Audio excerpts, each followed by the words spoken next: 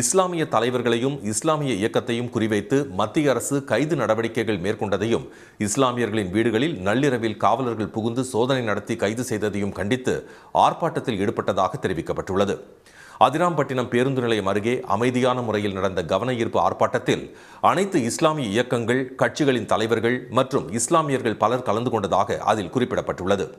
இந்த ஆர்ப்பாட்டத்தால் போக்குவரத்துக்கோ பொதுமக்களுக்கோ எவ்வித இடையூறும் ஏற்படவில்லை என்றும் மனுவில் தெரிவிக்கப்பட்டுள்ளது. ஆனால் கிராம நிர்வாக அலுவலர் கொடுத்த பொய் புகாரின் பெயரில் 304 பேர் மீது அதிராம்பட்டினம் காவல் நிலையத்தில் பதிவு செய்யப்பட்ட வழக்கை ரத்து செய்ய வேண்டும் என்று மனுதாரர்கள் கோரியிருந்தனர்.